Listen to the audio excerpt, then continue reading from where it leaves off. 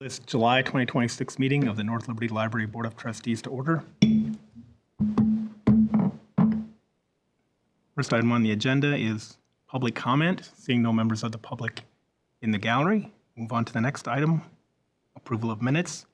I do see all four members who were in attendance in the last meeting in attendance tonight, so we do have a quorum.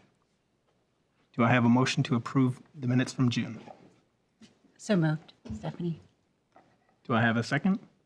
I'll second. All in favor say aye. Aye. Aye. All opposed, nay. Hearing no nays, the June minutes are approved. Next item on the agenda is staff introduction. We're joined tonight by Nick Shimon, Adult Services Librarian. Thank you for joining us, Nick. So I have to swap these. Hopefully this doesn't cause a huge problem.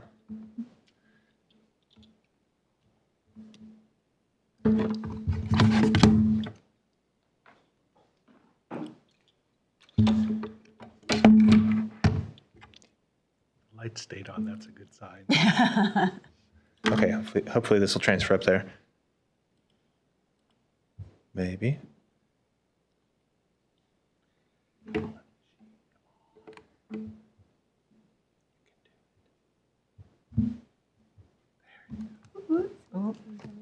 Okay, it may flip back and forth a couple times here.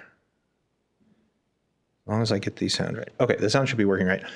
So I'm Nick Shimon. I'm the Adult Services Librarian at the library. I'm approaching 20 years as a librarian, for those of you who don't know me. I've been here for a little over 3 years now.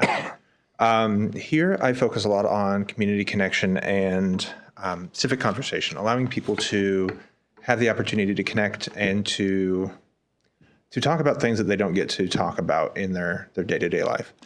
So this past fall and through winter and spring, we've had a couple of interesting opportunities through grants and communities of practice and that sort of thing. And so I'm going to talk primarily about two of them, in part because one doesn't really have an output that I can share with you. And so last fall, we had the opportunity. Sorry, this is just not going well. To be accepted into a couple of grant processes. One was through an international research company called IREX and the Urban Library Council to look at testing methods for bridge building, bringing people together across differences, or whether that be socioeconomic ideals, whatever that may be. And so we did 2 rounds of those. That grant was worth about, I believe it was around $1,700 total. And that concluded this spring. We did a lot of testing around how we can best bring people together. And so we tested dinners, we tested topics, we tested methodology for discussions. And so that was really interesting.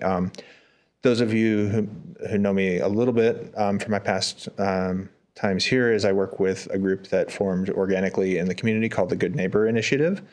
And so we've been working it started off with a book discussion, how to improve the community through the lens of a book.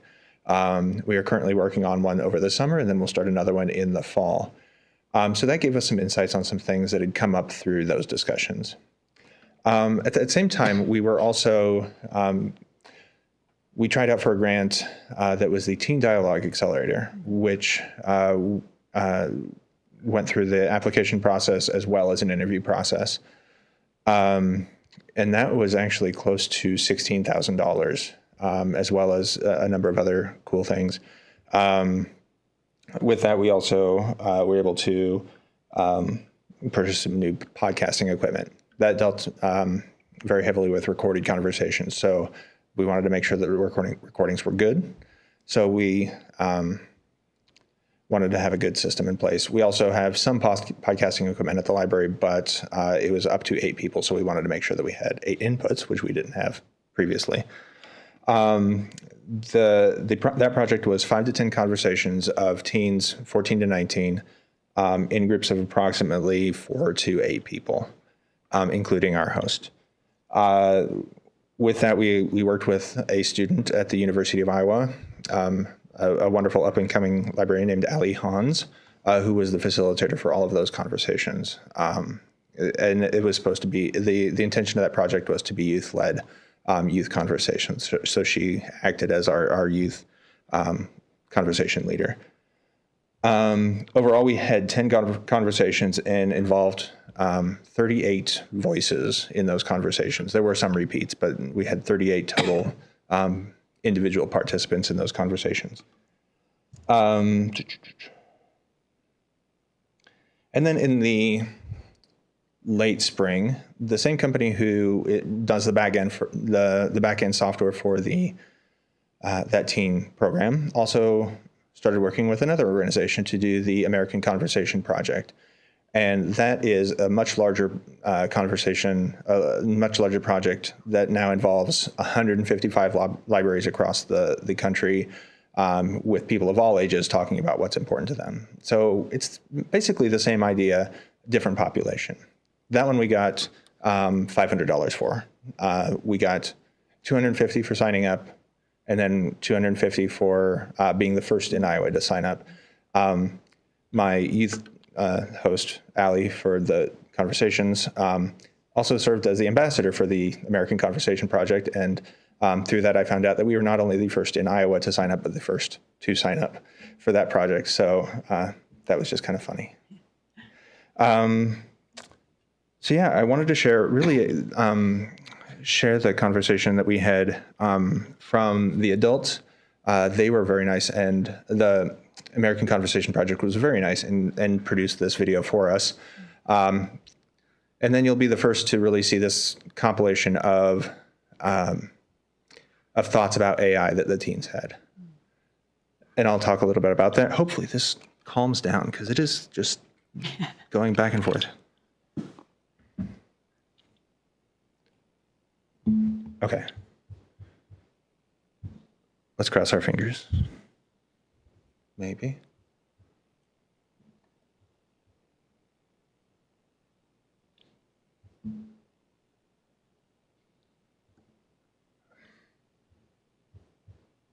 Oh, sorry about that. It is not playing audio either. Well, this will be great. This is going very well technologically. Yeah. What's that? I was wondering if cords are not plugged in. I don't know why it's hopping like that.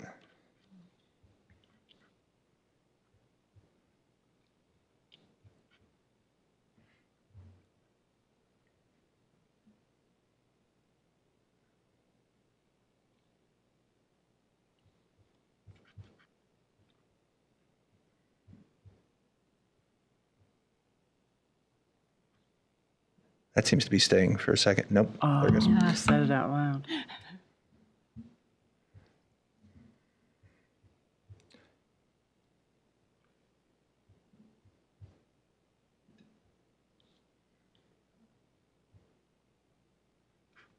Well, rather than waiting for you guys to, for me to find this, I'm not sure where that went. I think it was in, here it is. Okay. A few of us met in my backyard. Oops. Sorry, for just I'll restart that. refreshments. So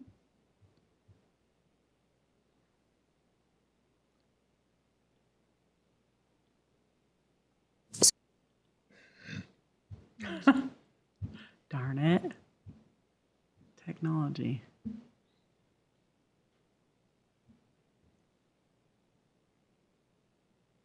So we're part of the Good Neighbor Book Club, a number of us here. And that summer, a few of us met in my backyard for just refreshments. And I just remember one of our book club members saying, I just really wish I could walk up to my neighbor's door and knock on her door and say, what redeeming quality do you see in the candidate that you're representing in your, like she had in her, like she knew her neighbor down the road had an opposing political sign in their front yard. And this woman genuinely wanted to be brave enough to be able to go knock on that door. And it wasn't to tell her off. She genuinely was curious. I was like, that's progress. Being involved puts people in harm's way. And I'm thinking especially about immigrants at the moment. And, we'd love to hear what's going on and how are they handling things, and is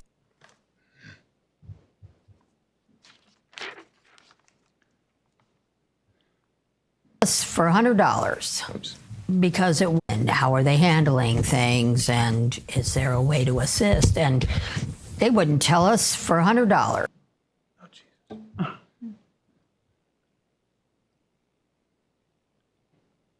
Make them unsafe. Yeah, Oh my God. I apologize about this. That's not your fault. Registration for something. I question even hosting the events. Like, is it safe for you to put your name on a governmental form? Like, just even putting your name down that you're participating, having that recorded, depending on your status in the country. How do we connect with people? How do we help people? How do we help people find the connection they're looking for if they don't, if they can't have that involvement? Harder than you would.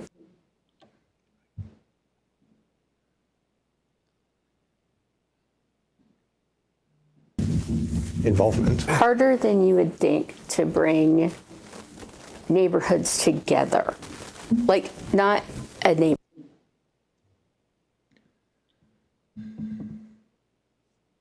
I'm glad these are short. Neighborhoods together to get people to come out to various things for whatever their reasoning is. It's just harder than you would think. I think I'd like to think that talking is really easy. Having a conversation is very deliberative. I'm just going to stop that one because that one's not as interesting as the teen one. So hopefully we'll do that. As I said, they talked about many topics, but all of them at some point wanted to talk about AI. So this was the first one that we compiled and put together. All of these are going to be, all of the highlights in addition to this will be available on the library's website. It's currently under northlibertylibrary.org/teen dialogue. There are, through the 10 conversations, I believe I have around 220 highlights. They're not all going to be up there, but many of them will be if you're interested in doing more of a deep dive on what they think about issues. Okay, let's cross our fingers that this stays up here for a little bit. You're looking something up and you're just reading the thing. You're not doing your own research. You're just like, oh, okay, so I'm just taking what this tells me as fact, and you're not doing the work to find the answer yourself. And finding information is a really important skill. Like, not even just in academic writing or anything, but in just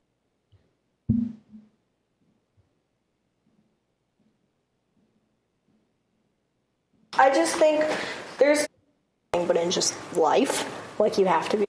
I just think there's a way higher incentive for students to use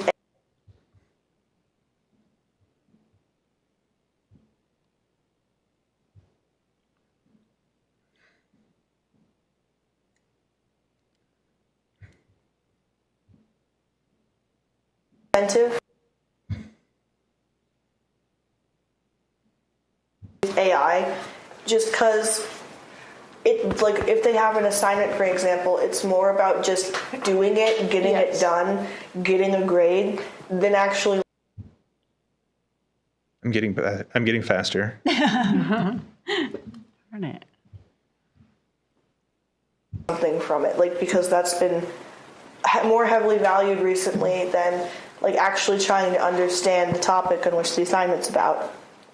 I feel like I know like some people who like used to rely on ChatGPT to give them scenarios and stuff, but like they don't understand that like whenever you're using like AI or ChatGPT, it's programmed to kind of just like say what they think you would like. So it's not like you're growing yourself. You're just keeping yourself in that bubble, and you think that you're making yourself better when you're not. For my math tests, sometimes I plug in our notes and our practice work that have whatever AI I'm using to try and explain to me how it's done or what to do. In case I'm lost, just like try and help me. And then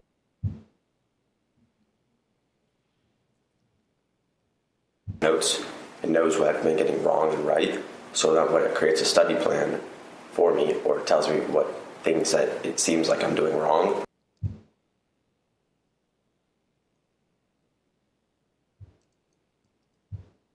Steps, you can like try and focus and use those. I know that like some people use it, like, but I don't know. There's just like almost something embarrassing about it. Like if I do use it, I'm like, oh, that's so embarrassing. Like I didn't do it myself, and I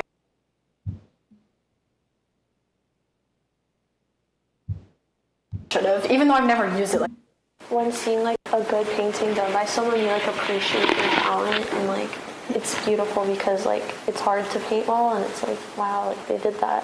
But AI is just like you can just like spawn it out of nowhere in like 1 second, and it's like you don't like actually appreciate the hard work going into making something beautiful. Mm-hmm.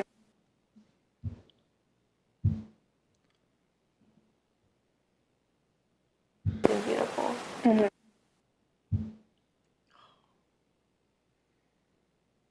People aren't really using their brains as much anymore. Like they're just, oh, what's like 8 + 7? I'll just ask ChatGPT. What's this? Yeah. But like we have brains. We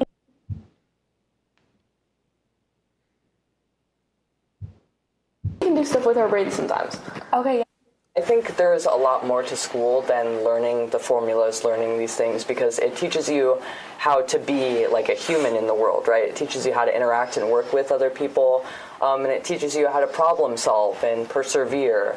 And I think back to COVID. I think back to online school and watching videos instead of being taught at a smart board and stuff like that. And I think we did repurpose some things we use in education with AI.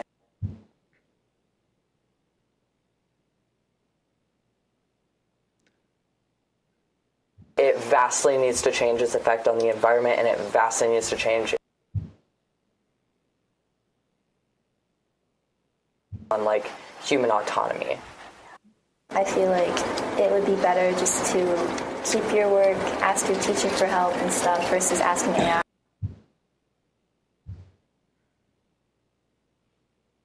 And that kind of goes like just beyond school, and I know a lot of people who just like they confide with AI, or like seems like people love with AI. It's like a game now, Nick. Mm-hmm.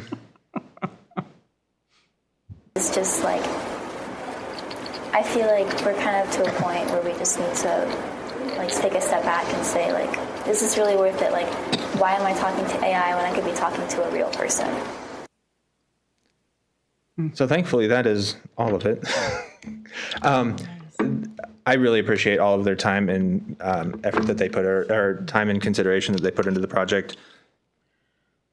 We were encouraged to share the things that we wish we learned that we could share with you all, like that you could, if you would have been there. And the things I learned definitely over the winter, spring were everyone wants the opportunity to be heard and to feel like they've been seen for who they really are and for what they feel. And people don't feel like they get that opportunity right now. It's really hard to get people to participate in that, but once they get going, it's hard to stop. People will keep going and going. Most of the teen conversations, for instance, we planned on 45 minutes to an hour. I don't think any of them were under an hour. They were usually about 90 minutes. And that was usually interrupted by pizza. For adults, COVID may feel like it's done and over. For most of the teens, that was a big part of their life. It is not done and over. They feel like they lost their youth, basically. Like they had a future that they were supposed to have, and COVID took that away.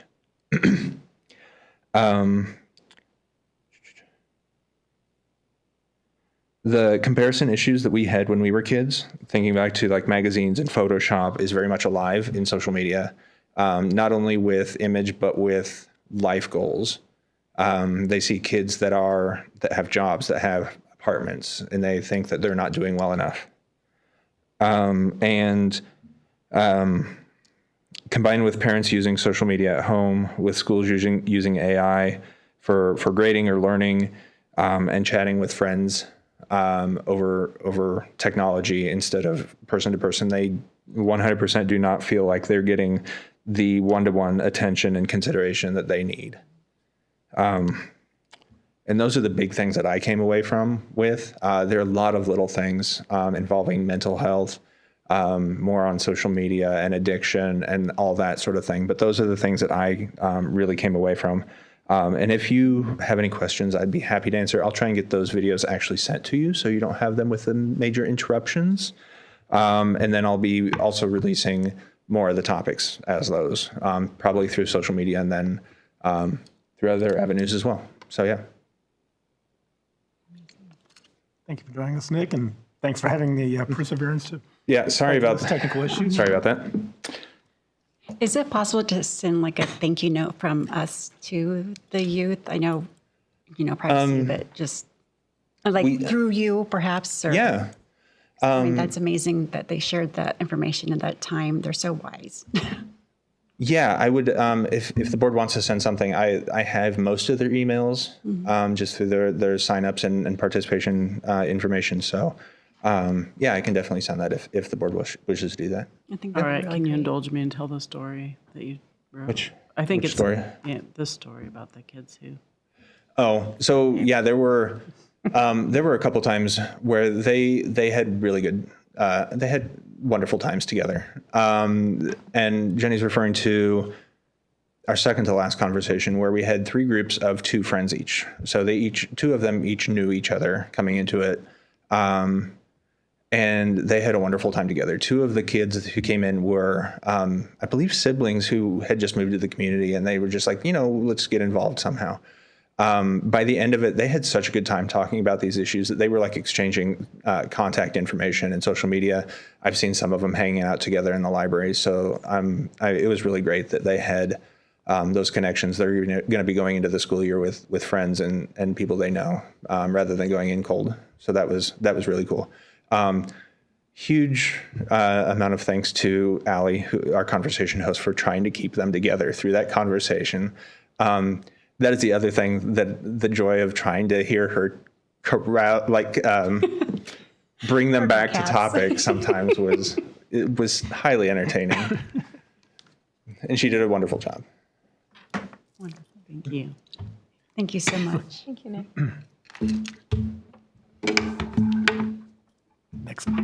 Next item is the library director report. All right. Well, we had year-end this last month, so there is no new update for the 27 fiscal year. That would be next month, but I just did the year-end for you guys, showing you where we ended the fiscal year. We did really well.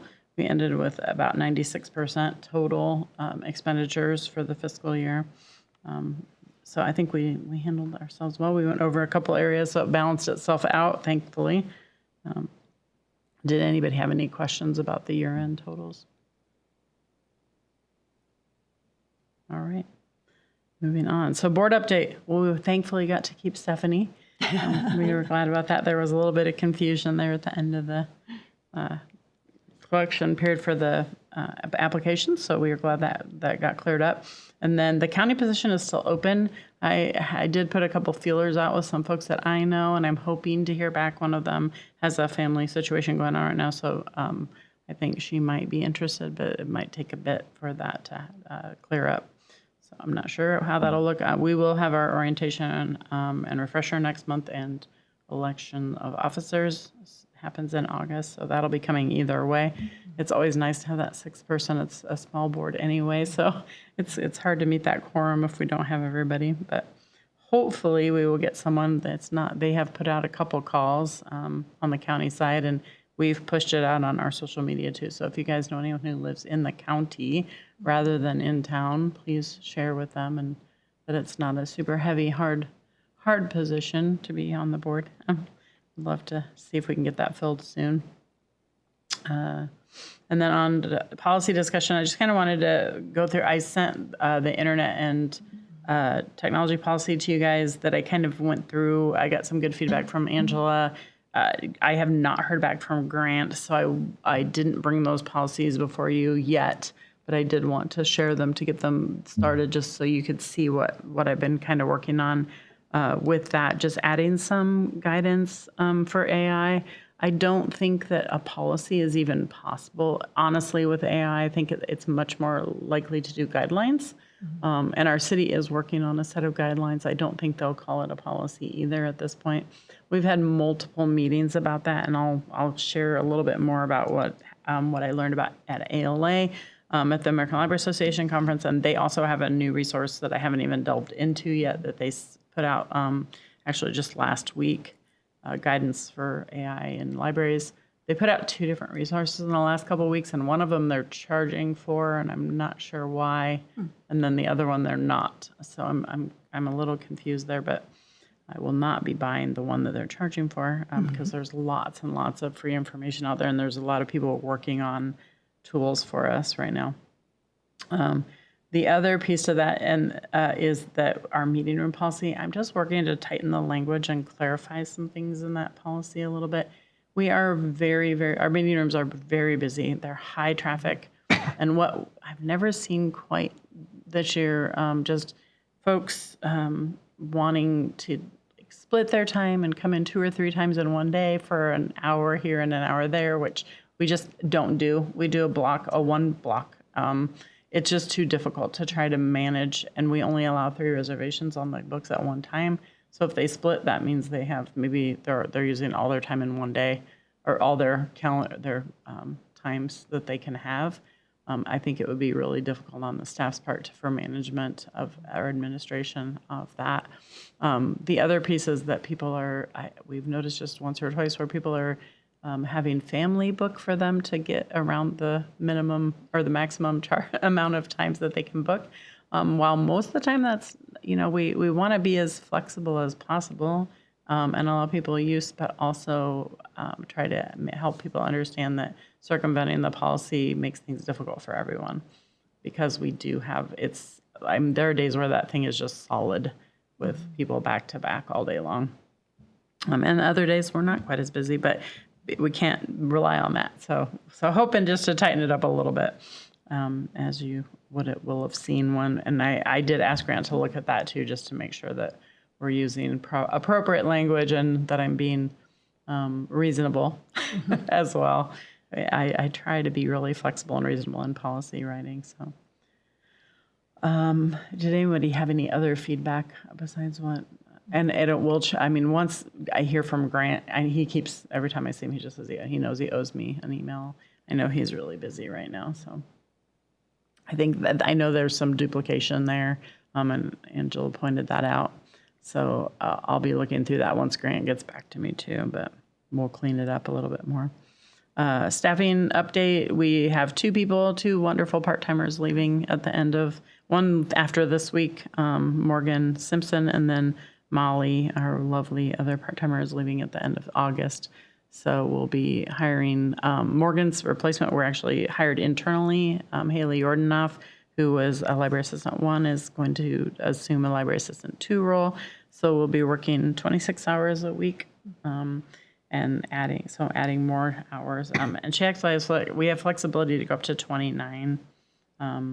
So Morgan had been at 21 hours or 20 hours a week, so it'll be nice to have a little bit more and a little more consistent filling in some of the hours that we were needing. And then we were kind of thinking we would wait in this. I had said we'd put a hold on it, and since the writing of this, literally 2 days later, and Jen was crunching numbers and crunching the schedule and came in and just said, I really think we're going to have to. The availability for some of our part-timers, because they work another job or sometimes 2 jobs or they have school, is really limited in some cases. So having more of them some of them can only work even 6 or 7 hours a week, which is totally fine as long as we have several who can do that. So we'll be hiring at least 1 more, depending on the applicant pool, possibly 2 more part-timers here in the next month or so. And then I have a furniture update. We are going to get some new furniture in our adult reading area. I'm just really excited about this. Thought I would share, and I did share it with some of our regulars who come and sit in that area. The furniture we have right now is really low, kind of low to the ground, and very. It's just big furniture. I don't know. They drag it around. It's kind of damaged some of our flooring in a couple areas. So we're going to get some casters for the furniture that we're keeping. We can't buy all new, but so we'll get casters on the pieces that we're keeping to try to keep the damage down. And then our maintenance team will try to repair the flooring on the south end of the library in a couple different spots where some damage is done. And then in the magazine area, we're just going to get some lighter, smaller pieces that'll hopefully take up a little less room and not be so hard on the floor. And a little higher up, it's about 2 inches taller, so when people sit down, they won't be sinking down so much. I think that a lot of our adults will appreciate that. And they were lovely. The friends were lovely to agree to pay for that full cost for us, so we're excited. And then we were able to sell 4 of the current chairs to another public library, which is really nice. And then we have 5 going to 7 going to other city departments, I believe it is. So we will be getting those taken care of over the next month, and you will see really pretty bright new furniture coming in. Parking lot update, I would like to say that the west phase that it says began today, but it did not. We never know, and they never know. I don't know if it was due to weather or we never know what's happening. The concrete on the community center drive is poured, but it looks like there might be some stuff fill-ins that they're going to have to do before they can open that. When I looked down there today, I thought that was supposed to be open as of Friday. They did not open it on Friday, so it is still closed. Once they get that open, then they're supposed to be starting on our part of the library lot, which means both ends will be shut off. There won't be any drive-through. It'll be both end. It'll be accessible from Perry Street and from Penn and the highway, but it won't be. You can't drive through. Our doors will still be open. You just won't be able to get there in a car. And then at some point they will close our doors. Our entrance will be closed for a short time. They're going to regrade and reslope that area to have a little better drainage. We have had during the cold season, when we get runoff and the water freezes back up, we get some pooling and ice occasionally outside the doors. So just for safety purposes, they'll fix that all up. And then just a legislative update. You'd think we would be done with all this, but on the national level, there is a similar bill. You will recognize the name of it because we've had it in Iowa. The Stop Sexualization of Children Act has come to the House, 7661, and its companion in the Senate. That bill is out of committee, as far as I know. I don't know that it's actually on the calendar, but as far as I understand, it is out of committee. It targets school libraries right now. So, and that means that schools could be subject to litigation and who knows what else at this point.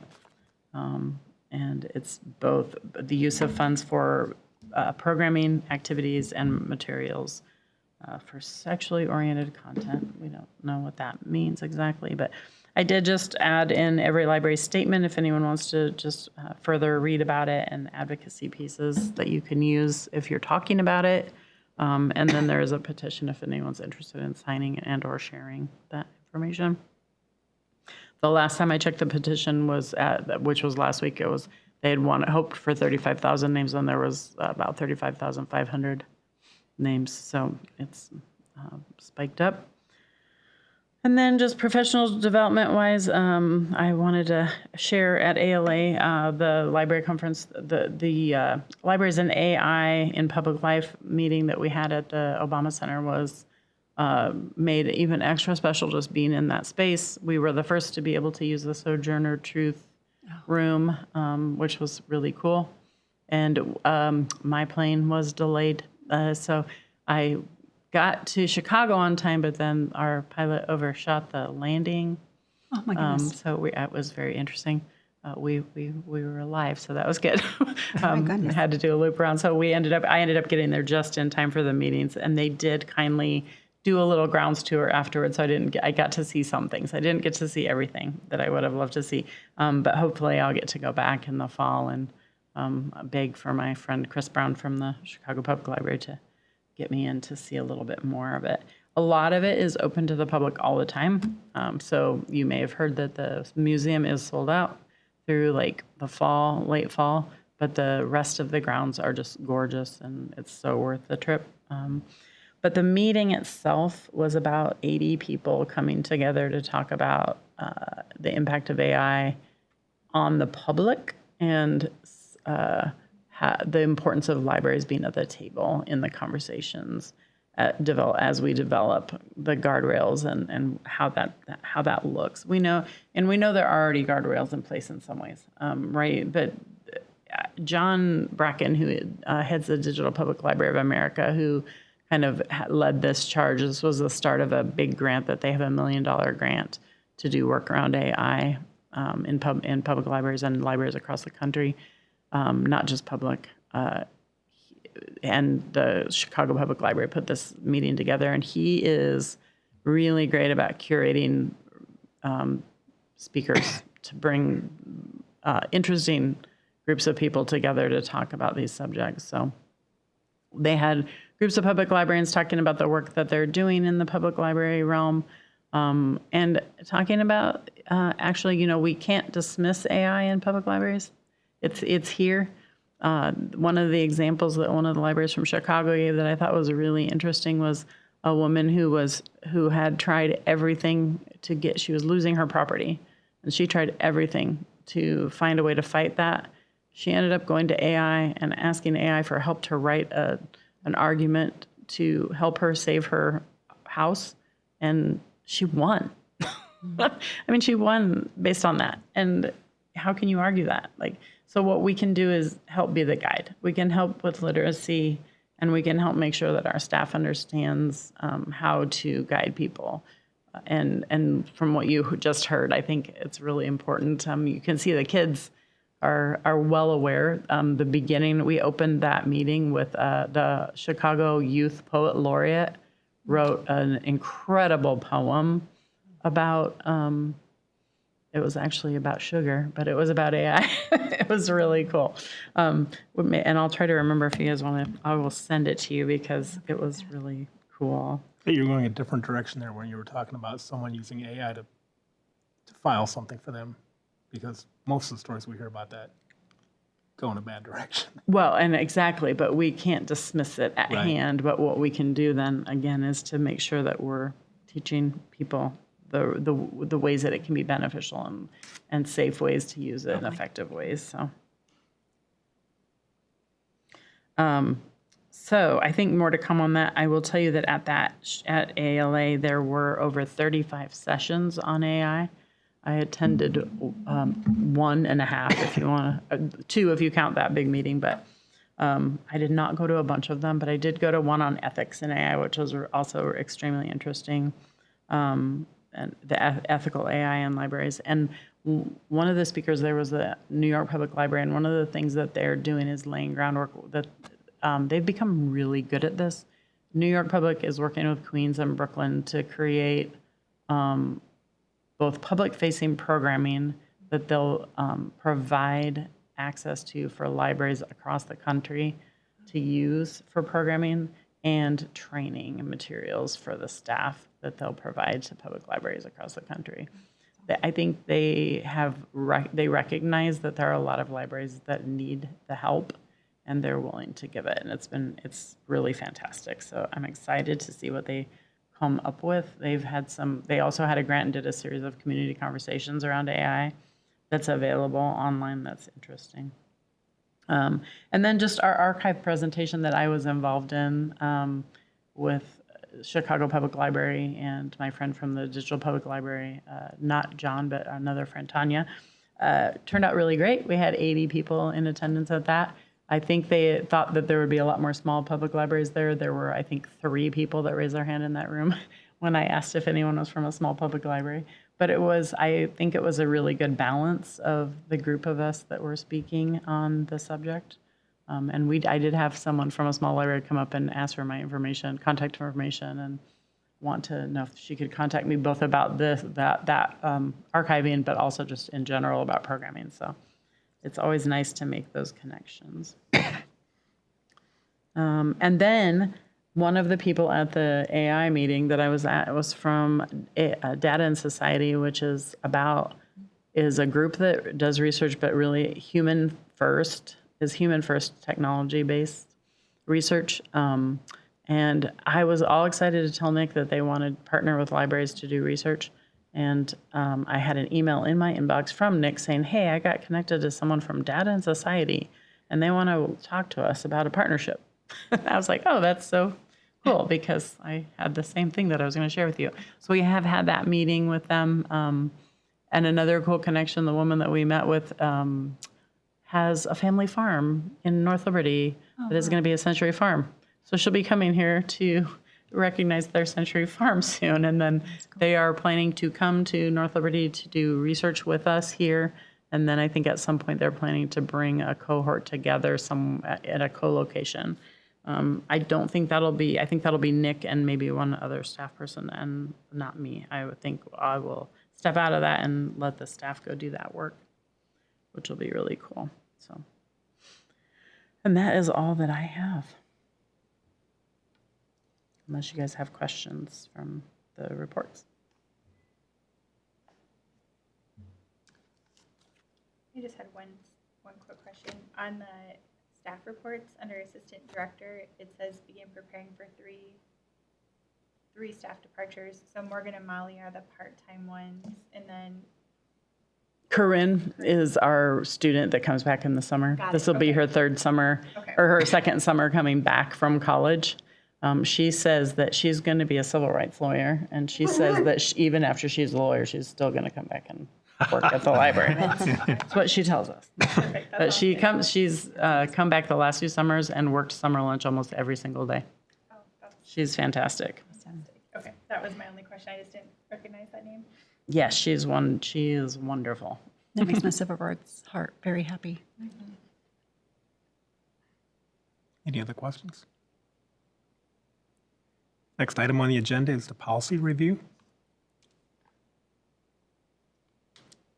Yes, so the first thing is the personnel policy statement, which is just an annual thing that we need to have approval of to keep up with the state accreditation.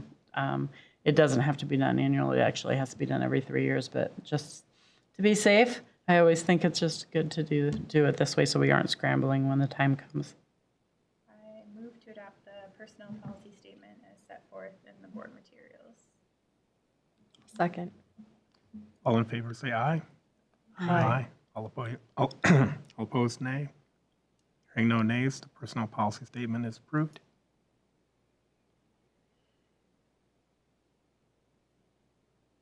And then the other policy that is up for review is the program policy.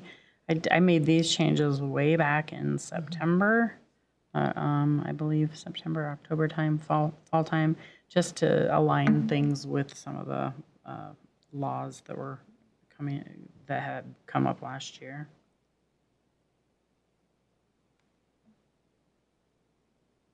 I don't know if you guys have any questions.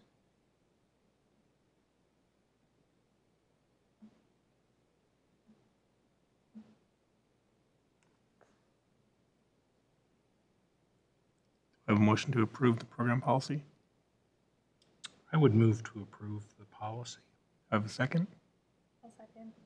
All in favor, say aye. Aye. All opposed, say nay. Hearing no nays, the program policy is approved. And then the last thing is just always, I don't know that you have to really do anything with it. It's just the bylaws are always on the review cycle, so they are included. We can do just that you've reviewed them, I think. Okay. Next item on the agenda is new business. Is there any new business? I think just my only question is if we can send a note to the kids, like perhaps through Nick as a thank you to him and to Allie as well as the youth who were involved in that, because I know that's a lot of work and it was also amazing. So I think it'd be really nice to of our appreciation if possible.